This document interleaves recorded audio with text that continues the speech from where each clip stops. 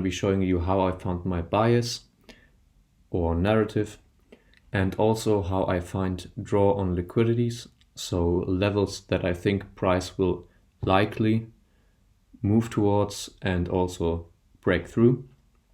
And I will be starting off on the US dollar index, which is the DXY, because the US dollar essentially sets the tone for a lot of currency pairs. For example, USD JPY, Euro USD, GBP USD,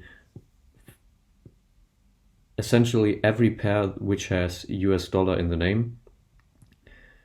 And okay, some pairs are correlated with each other, some pairs are invertedly correlated to each other. For example, if the US dollar goes up, all indices go down, all pairs which have US dollar in the second part of the name will go down, and every pair with US dollar in the first part of the name, for example USD JPY, will move in the same direction as the US dollar index. And I will start off on the monthly time frame, as this is the strongest time frame, and also I will only look at the day, at the candles right here. So this range right here from this swing high, which is actually previous year's high,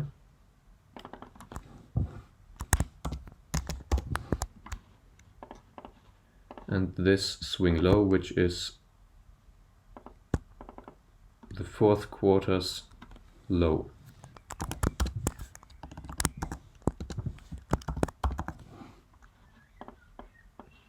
The method I'm using is essentially marking out all PD arrays and looking at the arguments for a bullish scenario and the arguments for a bearish scenario. If the bearish side wins, my bias will be bearish. If the bullish side wins, then of course my bias will be bullish.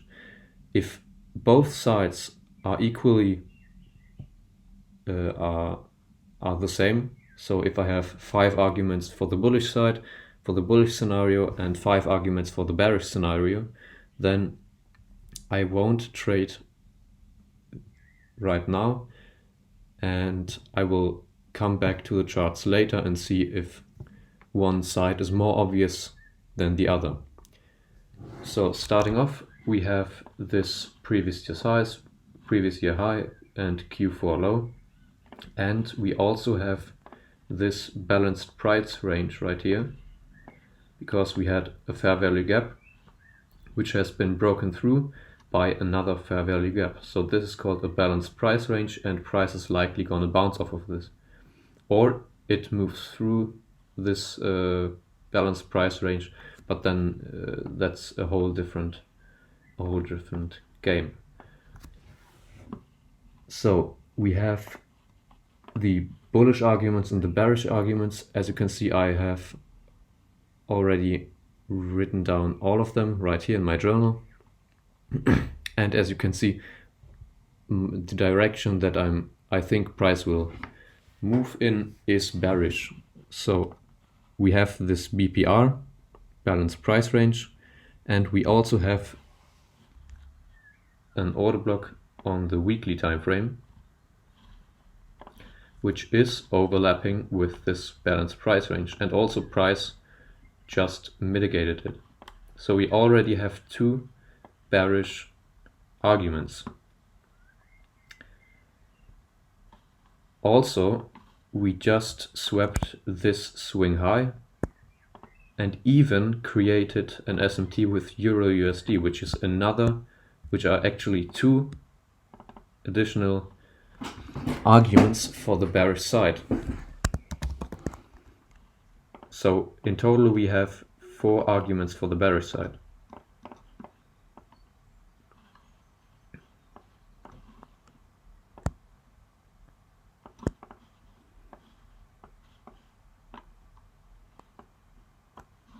Also, as you can see on the monthly we have very weak momentum, very low bullish momentum. As you can see, we have this pretty big candle, and then we get these rejection candles, which indicate that price currently respects this balanced price range. And now we even got this bearish candle forming right now with this huge wick at the top, telling us, okay, price definitely doesn't want to go higher. So we already have a bunch of bearish arguments. Now, could we even get one bullish argument? I don't think so, because yeah, there's not much except for maybe this candle, which had this huge wick at the bottom, indicating that it mitigated, it respected some form of PD array on a lower time frame and pushed higher. But as price has swept this high and actually turned bearish, this isn't very likely. So on the monthly and weekly, price definitely wants to move lower. Now, we found out that the US dollar, the DXY, the dollar index, is likely going to move lower, which is the most obvious draw on liquidity or price level which price would take out. In this case, it would be this low, or as you can see right here, we have this fair value gap, which actually, if you look at this fair value gap right here, is also a balanced price range. And this is a level where price will likely move to, as fair value gaps act as magnets to price. So this is a level I want to see price move into. So knowing this, I can look for short entries on a lower time frame. The dollar is likely going to move lower, and by knowing that the Euro USD is invertedly correlated to the dollar index, we know that the euro is likely going to move higher. So this makes finding a drawn liquidity and a narrative direction much easier. And same thing right here, we are looking at this price range,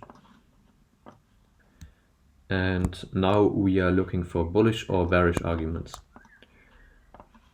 Same thing as on the dollar index, we have this fair value gap right here. This balanced price range, because we can extend it to the left, and we can see that this fair value gap has been violated by another fair value gap. And we can see that previous month's low has been swept and price has now turned bullish, indicating that it respected this balanced price range and is now going to move higher. So we already have two bullish arguments. Now on the weekly time frame, we also can see that price has repeatedly mitigated this order block right here, and we also have this SMT with DXY.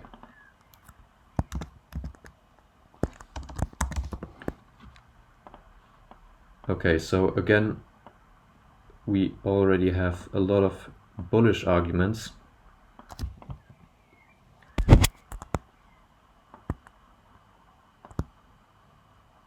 And not really any bearish arguments, except that price mitigated this order block right here. But that's not really affecting the price movement over the next few days. Now, as we have a fair value gap that can be targeted as a draw on liquidity, on the dollar index, we also have this right here, which when we zoom in is also a balanced price range.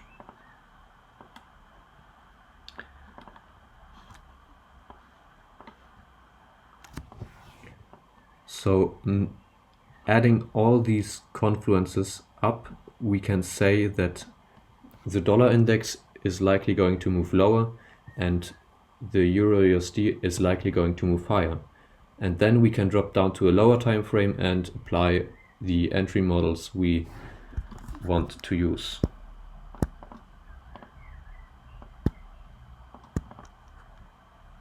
Also, you can see right here that we have a lot of news coming this week, which brings volatility to the market and could support our idea by moving price towards the draw on liquidity.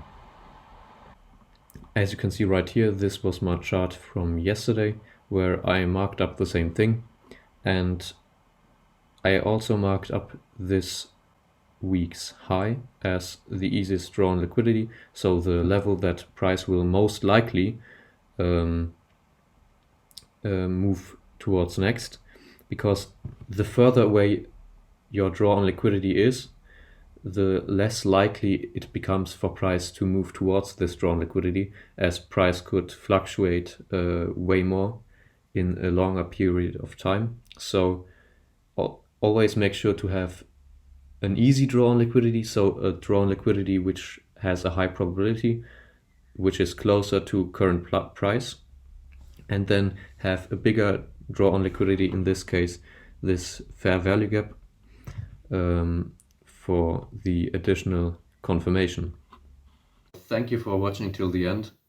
I just wanted to tell you that this video was not supposed to be me telling you how I've been approaching finding a bias over the last couple of months, but rather to show you how I will be approaching it in the next weeks, months, or even years, because I've had a pretty random approach in the past, a pretty random style of trading, and I have also been strategy hopping a lot.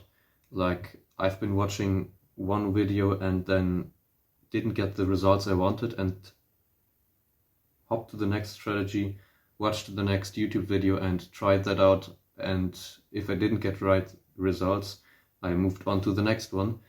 And I always wanted to have like a checklist of rules I can follow to get consistent results.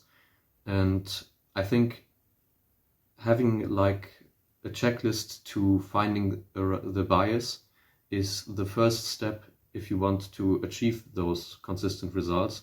And also a pretty important thing is that I wanted to create these videos a while ago. I want to speak to a camera, speak on camera, and I've been finding excuses. For example, my camera quality is too bad, or the microphone is too bad. I'm actually recording this on my smartphone, so it probably even is, but I think, and that's the very important thing, the best time to start is now. If you don't start now, the only thing that you'll do is you'll find excuses like I did and push it up. Your